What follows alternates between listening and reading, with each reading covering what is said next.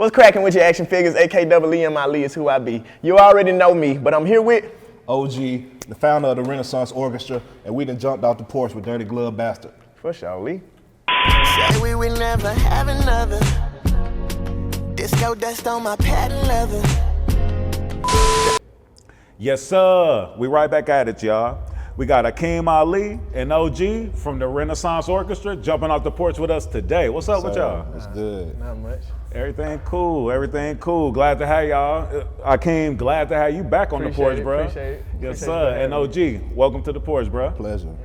Yes, sir. So yeah, man. Akeem, like I said, man, you true to this, not new to this, bro. You know, welcome back, man. You've been making a lot of noise since the last time you was here on the porch, and specifically, I would say like in this past like maybe 6 months to a year, you just been killing it with these freestyles online, bro. Trying my best, man. Yeah, like really displaying, you know, lyricism. I would call you a master of metaphor and similes. Yeah, I try.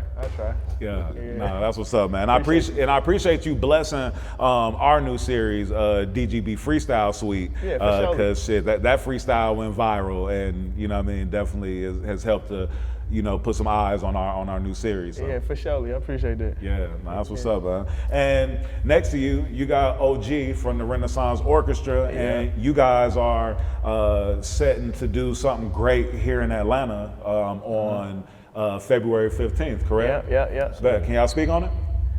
Well, it's me, along with the Renaissance Orchestra, special guest Pay Moore, and we're gonna get together and collaborate to put the paint where it ain't and throw the splatter where it matter. Yes, sir. February 15th at Variety Playhouse, the day after Valentine's Day, so you come out and get you a sneak peek of what's going on. Don't meet us there, beat us there. Yeah. No, that's what's up. And OG, for those of us who aren't familiar with the Renaissance Orchestra, can you tell us about it and how you actually came up with this? Yeah, the Renaissance Orchestra was founded in 2024. You know, I've been in the orchestra game for, you know, over about 6 or 7 years now. 67 years? 6 to 7 years, you feel me? But yeah, I just recently founded the orchestra in 2024. So, you know, it's been my dream to be able to, you know, put on these special live experiences, you know. So what better way to kick it off than Akeem Ali? Yeah, no, for sure. And how did you guys link up, you know, to come to do this show? Man, really just like I said, man, just being a fan. You know, just like, you know, I see the videos on Instagram, you know, they come up across my timeline, you know.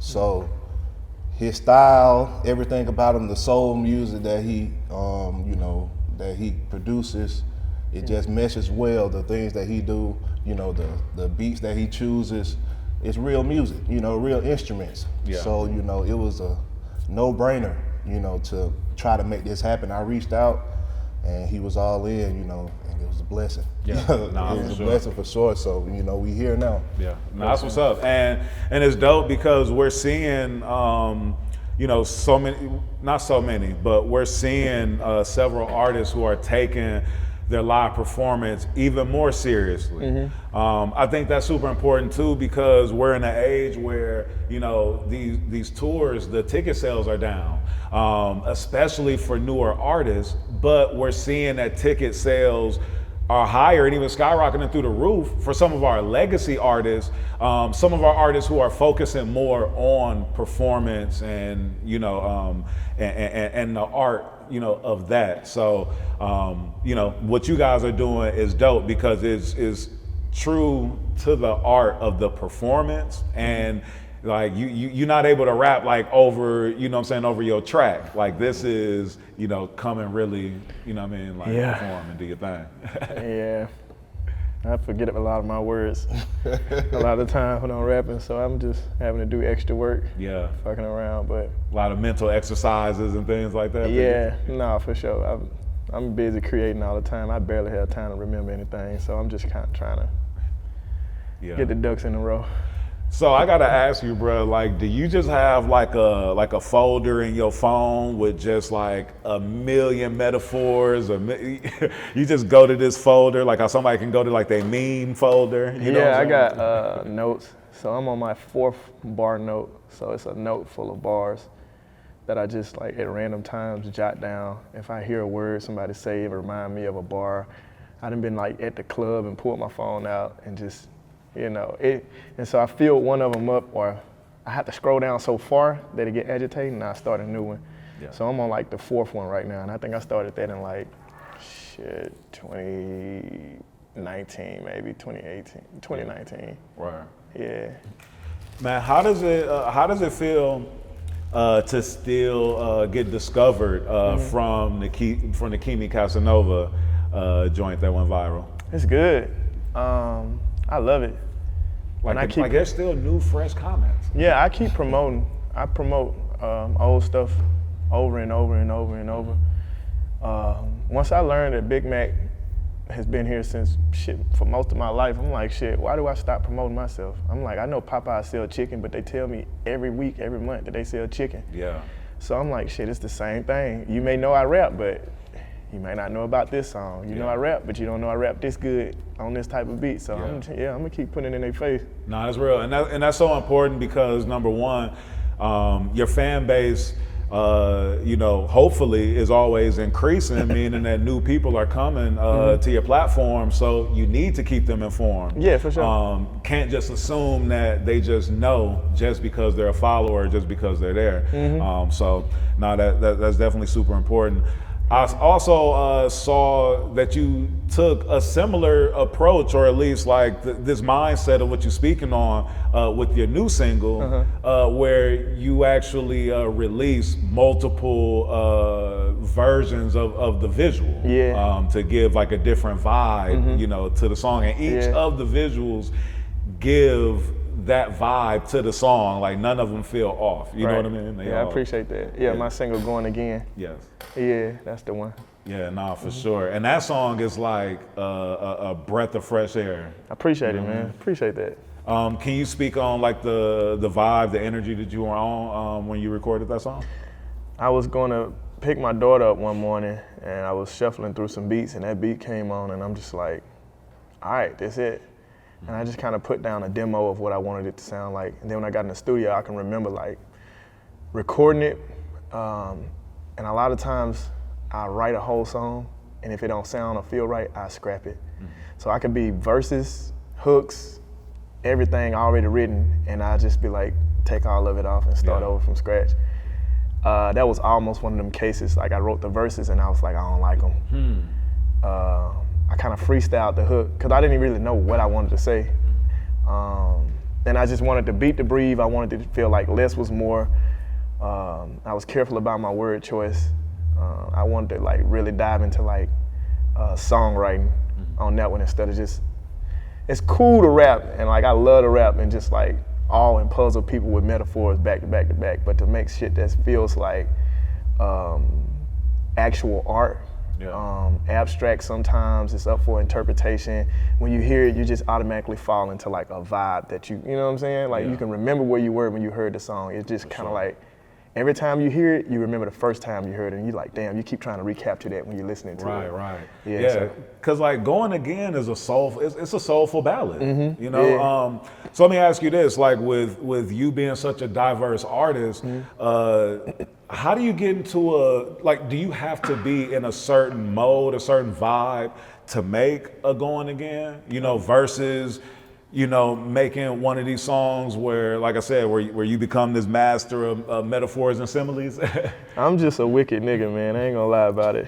I ain't trying to be funny, but when I tell you, I just sit up and shit just kind of like spews out at random, and I don't know how I do it. Like it's God and it's the universe giving me this this sauce, but I can't tell you how I do it. I literally just sit and mind my business and shit just pops into my head. Like the punchlines y'all hear, when y'all like, what's your writing process, bro? I cannot tell you what the process is. I just decide I'm finna write, shit just starts spewing out, and I'm just like, putting this over here. Sometimes I scrap lines. It's stuff that I done scrapped that I done been like, this ain't gonna work. And then I'd put it in another song. They'd be like, that's the hardest line in the song. And I'd be like, I thought the shit was just basic. But it just, I don't know, man. It's just the universe and God giving me creativity and pouring that into me, so I don't take that for granted, and I make sure every time something cross my mind, if it's a good idea or if I don't think it's so good, I'm like, fuck it, do it, use it, don't take it for granted. Word. OG, your journey comes from Birmingham, right? Yep. I come from Birmingham.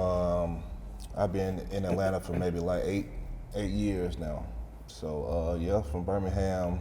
I'm a music producer, and a musician. So that's kind of like my background and how I got started in the music industry. Word.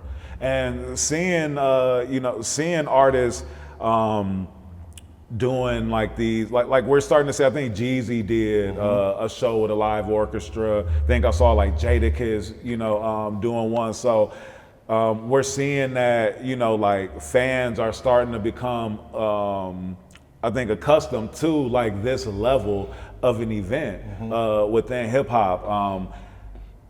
How much adjustment do you think like it takes for a fan to come to an experience like this versus going to a show like at a venue at a traditional hip hop venue? Yeah, it's a whole different experience. If you love music, you would want to come and see an orchestra show. Yeah. This real music, especially what we're doing at the Renaissance Orchestra. We're really bridging the gap between classical and contemporary. So, we might put some hip hop elements on a classical song, some Beethoven, or we might put some classical elements on, some hip hop.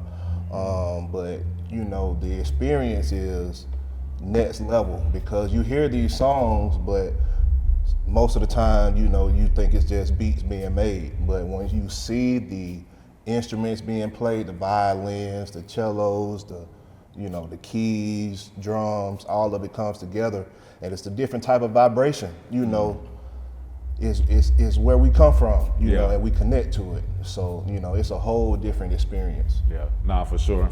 And I think like when I talk to my partners, when we even spoken about or seen headlines about these different like orchestra performances going on and things like that, I feel like with Black music, like we can't be limited to only one style or only one thing, because we honestly invented so many of these genres, or so many of these genres are just stems from disco, or or different styles of Black music. Even like I've been interviewing like different producers that are like Caribbean based, and they've been breaking down to me, different things within Caribbean music that ties into, some of our Black American music, where it's just like, damn, like it's just Black music, Black culture is just such a beautiful thing, you know what I'm saying? So also when it comes to going to see a show with a live orchestra, or at least the thought process when you think of that, an orchestra, a majority of the time, the people don't look like us. Exactly. You know what I mean? So, that's also, a big deal that we're bringing this experience, to people where they're able to see something new from people that look like us. Exactly. I know I don't look like, your standard founder of an orchestra, but, that's kind of my strength.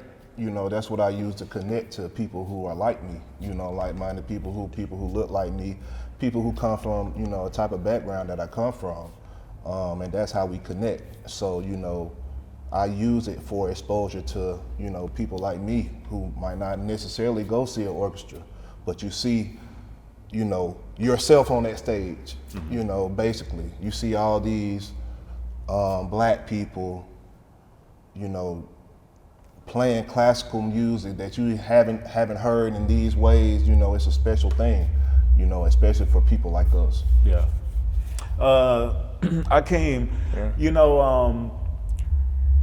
your genre, like, no, I don't even want to say your genre, but like when it comes to, I like to call it P-rap or like you spitting about macking, about, you know what I'm saying, about shit, putting in, getting it in, how you live.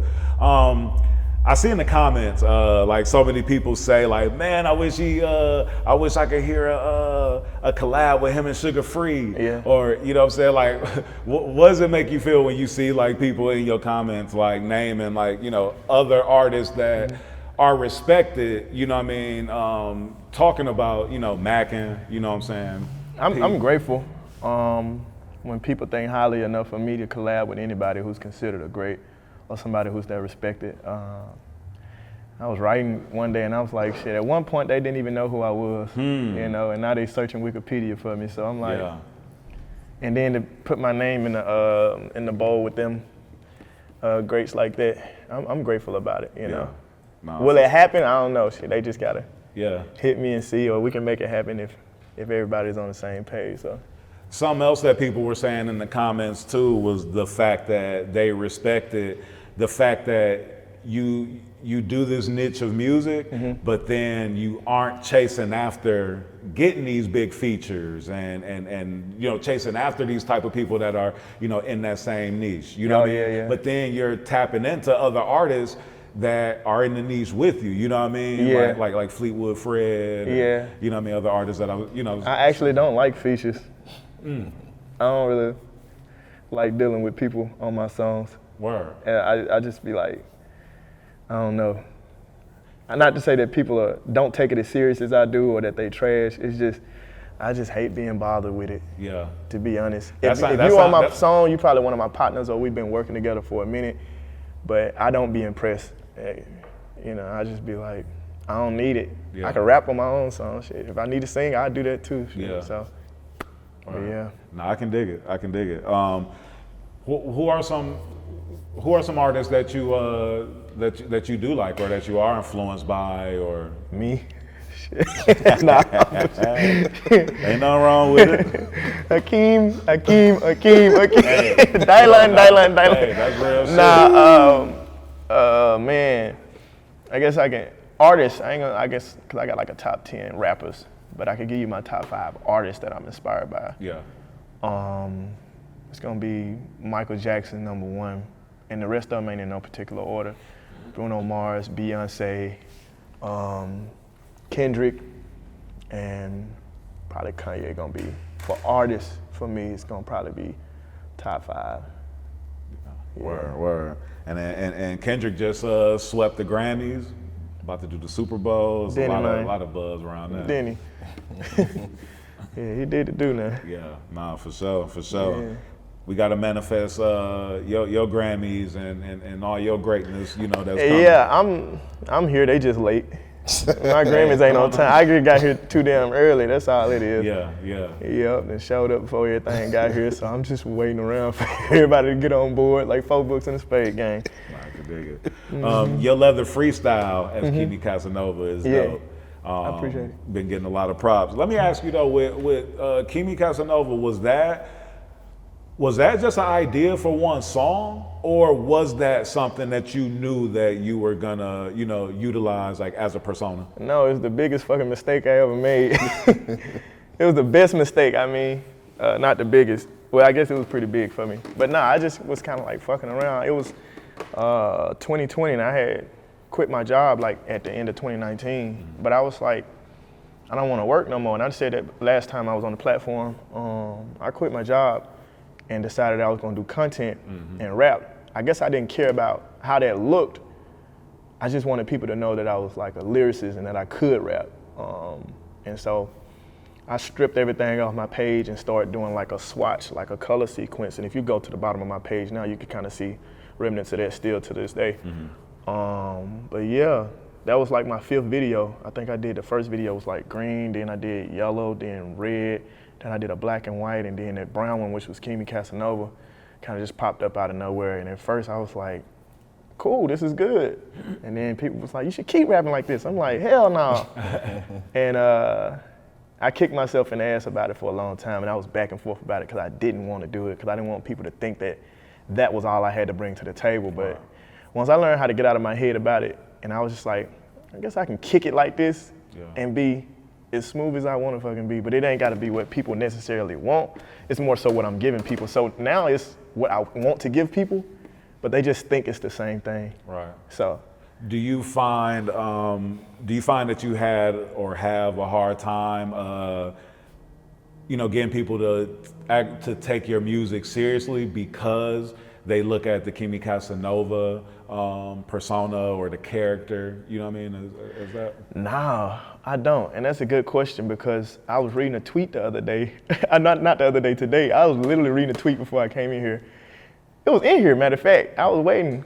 And I saw on Twitter, somebody was like, oh, he for real? I thought he was just making music for shits and giggles. And I'm like, that's cool. My main thing is like, if you're posting it, reposting it, commenting, liking, sharing, it is a real thing. Like you making it a real thing. If you're going to stream the song, even if it's for shits and giggles, I'm still getting paid off of that stream.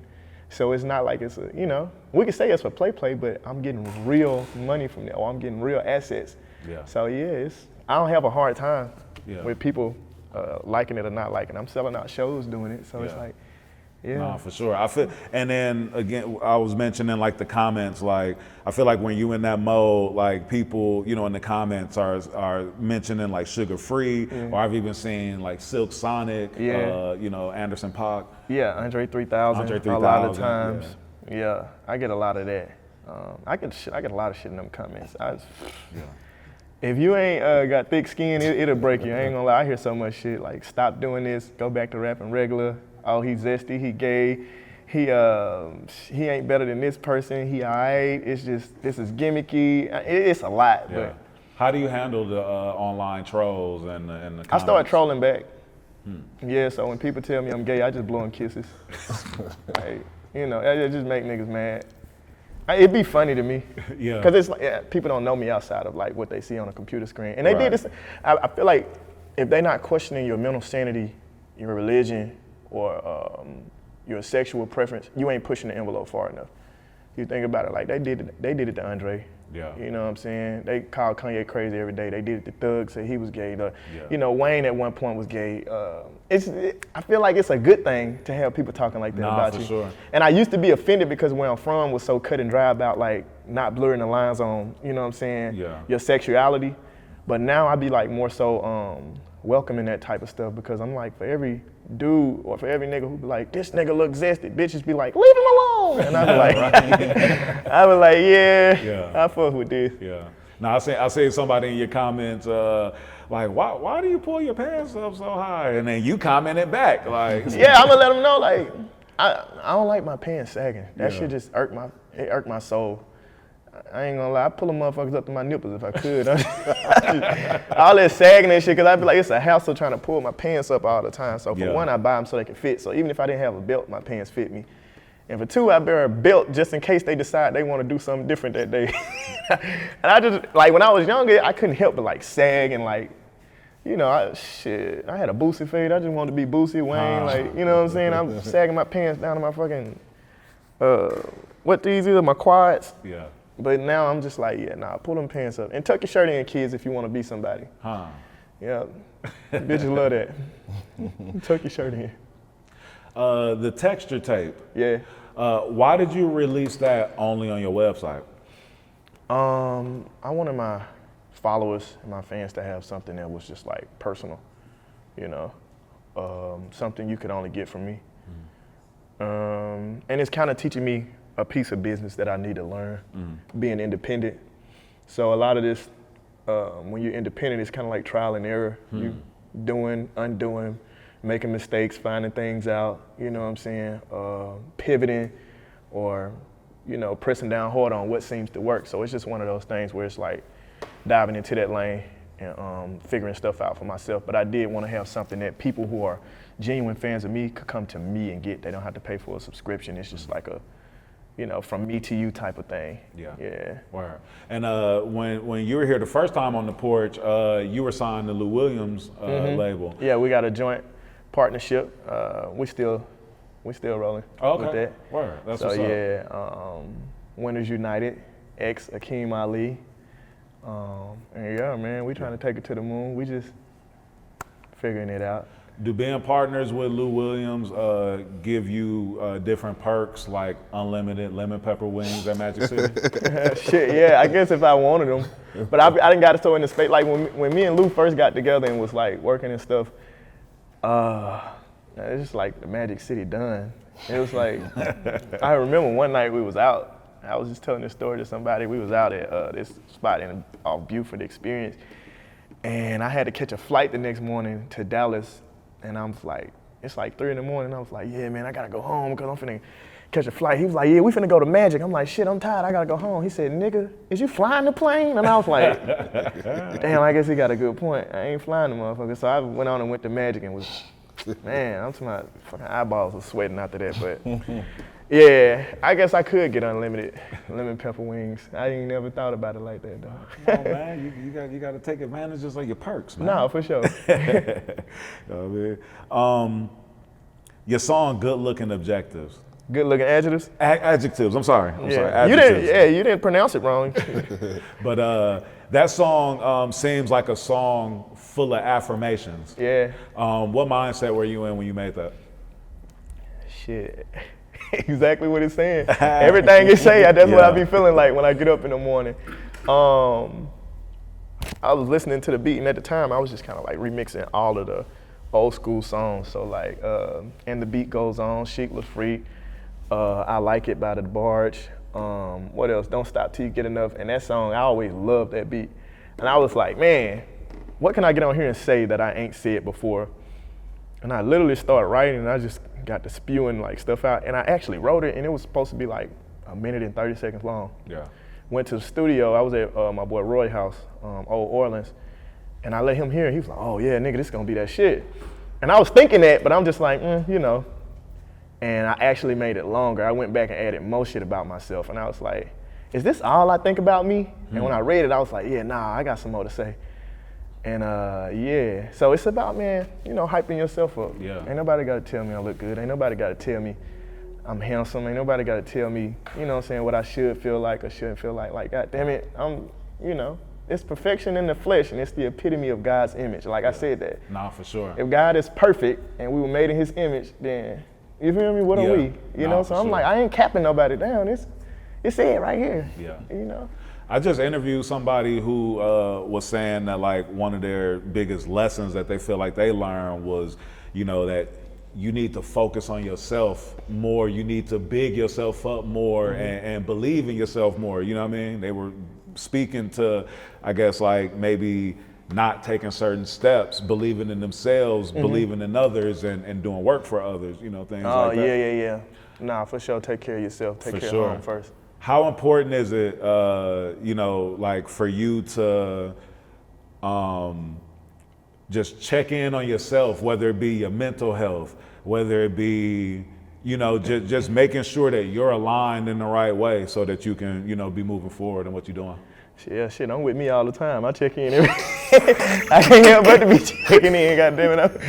I'm with me all the time. That's real though, right? Hey, I'm with me all the time. I'm just, you know, what I do like to do though is I like to check in with my people sometimes, or get another view on it. Yeah. I'm always concerned with how I'm treating people and who I'm being to people, because that speaks to who I am. I heard something and it stick with me, and I keep thinking about it all the time. A guy was like, you know, if you grab an orange and you squeeze it, orange juice will come out. You know what I'm saying? If you poke a hole in it and squeeze it, orange juice will come out. And if you keep squeezing it, more orange juice will come out. Will apple juice come out of that orange? No. Will grape juice come out of that orange? No, right? So no matter how hard you squeeze, nothing but orange juice will come out, right? It speaks to like you and what's inside of you. So like when I'm treating my friends like a shitty person, or I'm treating other people like, you know what I'm saying, crap, it's because crap is in me. Yeah. Like I'm the orange. It wouldn't come out if it wasn't in there. Or if I got hate in me, all that shit gonna come out. Like, and so I treat myself like an orange that only wants to keep orange juice. So, and my orange juice is, you know what I'm saying, like love, understanding, compassion, you know what I'm saying, being generous, being humble, and, you know, respectful to people, responsible, being dependable, being goddamn disciplined, and all of that. And sometimes, goddamn it, a seed will come out. It ain't apple juice, but it's a seed, and we don't want to eat or drink no damn seeds. But, you know, that's to speak to some of the stuff that I'm trying to get out of there, you know, that we don't want to consume, so yeah. Yeah, nah, super important, man. And even on the, like, check in with yourself part, I know, like, for me, I'm a workaholic, so, like, I'll just allow myself to not maybe address something and just try to work through it. You know what I mean? So sometimes I'll have to check in like, all right, like, have you done what you need to do? You know what I mean? Like, have you done these couple of things you need to do? You know? Nah, that's very important. I was finna say, I guess you gotta know yourself most importantly. And some people don't know who they are to the core. Yeah. Like I'm gonna tell you something. If you cannot be the same person that you are in the privacy of your home by yourself, if you can't go out in the world and be that, you're uncomfortable. You don't know yourself. Yeah. Right? Like you shame, you know? Yeah. When you in the house and you in the shower singing and shit, or when you doing the little weird quirky shit that you would do in the house, if you can't do that outside around people, like who are you? Right. Like you masking, you gotta put on a front in front of him or me, or he gotta put on a front in front of us. And I just don't wanna operate like that in no space. Yeah. And so I just think I'm the grooviest motherfucker to ever live, and I take that with me everywhere. And whatever I do is cool because I say it's cool. And if you don't like it, you're just not cool. Yeah. That's it. Right. OG, what do you do to tap into your mental health, bro? Man, I go home. Go home. Stay out the way. Fuck out of Dodge. Ain't that the sure. truth? Yeah, home, with family. We in the music industry, so our schedule all over the place, 24/7. But whenever I'm at home, I'm at peace. I can dig it. That's what's up, man. Super important, man. Our mental health is so important. Like, it's so important that we address it, and you know what I'm saying? Yeah. Just be tapped into it. Read books if you want to, really read and find some knowledge. Like, reading will put you where you need to be. Reading, fasting, listening to God. Yeah. Yeah, fasting is so important too. Yes. Difficult, but so important. Yeah. Meditating, spend some time with yourself. You don't know who you is because some people can't stand being alone with themselves for a long stretch of time without being on your phone, without being around people, we hate being alone. Like, damn, do you hate yourself that much or don't want to be alone with you that much? You got to be with somebody else to be happy. Yeah. Not cool, man. Not cool. Man, I got a couple punchlines, a couple witty lyrics in here. All right. On the DGB freestyle, you said my money bag. What'd you say? I got money bags, make me glorilla. I'm yo guy. Yeah, I'm cool and how I be cool and don't bother nobody. Got money bags and that made my glorilla. I'm yo Gotti. You pimping and getting a little dough, but there ain't no real cheese. You a vegan pizza. Yeah. Yeah.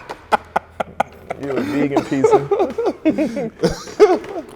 If I didn't know I wrote these, I'd be like, damn, that was kind of cool. When you expressing your feelings, just try to be Bryson Tiller. Don't. Yeah. Just leave me alone with that shit. I don't stand over there now. I gave an inch, but they took a foot from me. I'm Kunta Kinte. Won't they do it?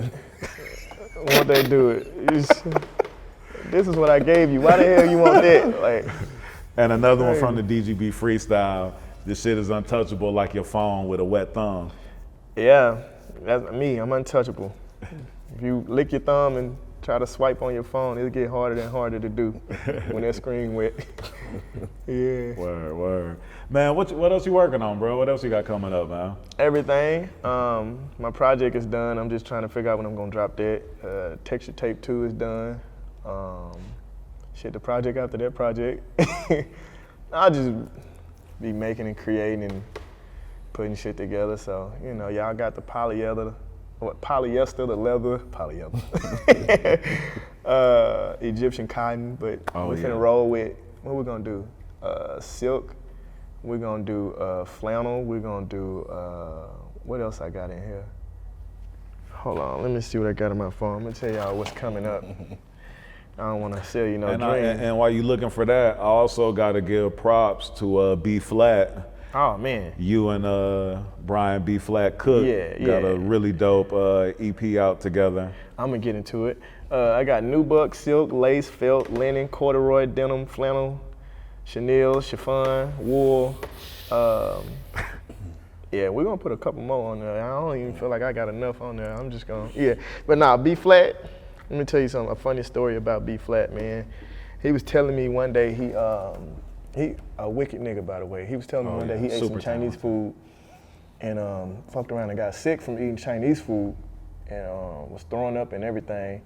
And he went to the hospital one day and got x-rays, and the doctor told him that he had that dog in him. And that's exactly he got it in him. I ain't gonna lie. You ain't lying. Yeah.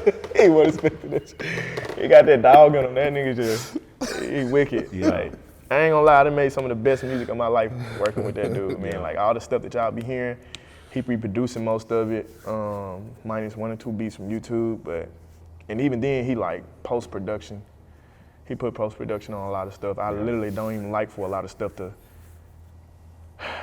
be put out without him touching it, just being honest. He doing all my mixing and everything, so like, man, that's a talented dude, Yeah, bro. nah, he's super talented, and I feel like Y'all gotta have him up here, I ain't gonna lie. Nah, for sure. Yeah. And I was glad. Tell DGB y'all want B-Flat to come up Hey, here. come on now. Nah, that's all love, man. And me and B-Flat got a lot of history. Like I used to go to Birmingham, and I used to go to Birmingham and work with Daniel Payne, and, you know, Hollow ENT, and like all of those guys. Yeah. So I would, you know, be with B-Flat, and you know, Hey, all what's the crazy Presley is P. Flat and is all actually those better guys. than a lot of these niggas out here, but he's just Yo, like, he's super. ain't where he need to be, like on a level, I guess, with like the social media and like the numbers and stuff. Yeah. Sometimes when you overshadowed by that, or when you kind of like shadow banned by that, some of that stuff, you don't get the shine you need. But man, that's my.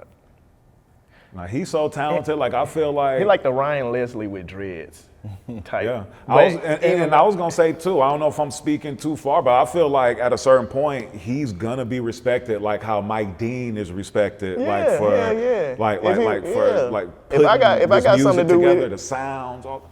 if I got something to do with it, hell yeah, he is. Yeah, Yeah. for sure. And then so will your album will the texture tape ever come to DSPs or strictly? I don't know. Yeah. I gotta see. But I it's would dope love though for it to have certain projects like how you have it there, and then Yeah. have certain projects in the traditional sense. Because it'll make people want it more. Yeah. I feel like they just going, where is it? Where? And it's almost kind of like how the blog era mixtapes, like you couldn't get Wiz or like No Ceilings, or you couldn't get certain Right. Crit mixtapes or Cole and Kendrick mixtapes, because they was like that time. And if you was there and you got it and you knew about it, the best thing that ever happened. But when they finally hit DSPs, it was like a re-releasing of something, you know what I'm saying? So it may be like one of them type of things. Word. Yeah. Your Mac in the Day EP and the short film was incredible. Appreciate it. Will we or can we get another short film? And I would love to see you acting more, like there be more verbal, a more verbal side if you guys do be another acting. short film. I do be acting. Like I give a fuck. But I try to stop doing that and be for real with people. Yes, sir. Cause I don't want to lead nobody astray. Nah, but in all seriousness, man, I had to pivot. I wrote Mac in the Day too, and had that. It's been in my phone for the longest, so it was like, what I did, like 8 tracks on there, 7 or 8 tracks, and then I had written a whole, what's the word I'm looking for? With the treatment? Yes, treatment. My bad. Thank you. I had written a whole treatment for each song and how I wanted the short film to go, but ended up having to pivot, man. Yeah. So it was like Sugar Part 2. I had came up with like 3 or 4 sugars. Some crazy songs, man. Real crazy songs. The Sonics and how everything sounded was real nice and groovy. It was like a whole storyline throughout the project. But I pivoted, and so hopefully this next project that's coming out gonna have a short film attached to it. Liking the vibes of it. And that short film has over 1 million views on it. So I mean, that's proven that you know that people want that type of content from you. Yeah, for sure. Yeah. It's coming. Yeah. That's what she said. So I believe it. Yes, sir. I believe it. I can dig it. Hopefully she said that, fam. Hopefully she wasn't like, shit, where it's at. You feel me? Nah. That's what's up, man. Yo, I just want to highlight the show again. Yeah. Saturday, February 15th. Yeah. And tell us the details. Okay, go ahead, brother. Saturday, February 15th at the Variety Playhouse. Akeem Ali with the Renaissance Orchestra with special guest Peyton Moore. It's gonna be one of them ones, you know. Yeah, I might have to puff my fro out before I go out. I don't know. I might just have to take the braids down and get it laid down. Yeah. I don't know. I might press my hair out for this one. You know, I might have to get on my hey y'all. Hey, come on now. Yeah, man. We're gonna have a good time though. This is a first for me and definitely gonna be an experience. They've been running me fucking raggedy with this promotion ever since we started. I'm gonna let y'all know there ain't no hoe. He hit me every day with something new to do, and I'm like, this nigga think gas grow on he trees. with me, bro. He Real, think gas grow on man. trees. Huh. He think gas money grow on trees. Hey, man. Nah, but I'm rocking. I know what it takes. I understand it.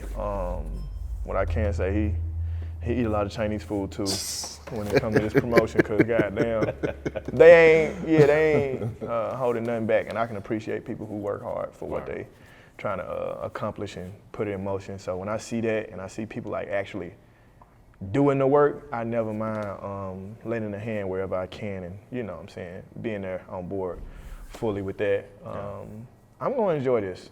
Yeah. I'm gonna get clean. I'm gonna make sure my sideburns is on point. Literally.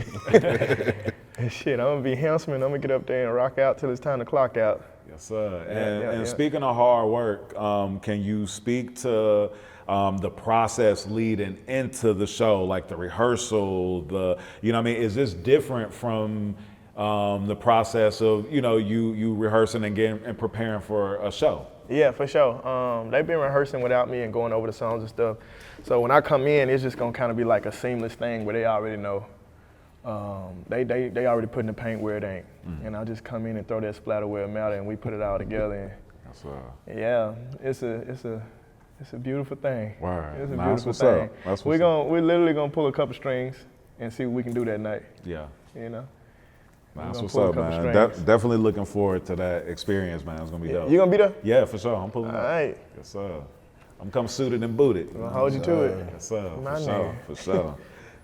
But y'all got any shout outs y'all want to give before we get out of here? I'll let you go first, because I got like a whole short novel. Shout out to the Renaissance Orchestra.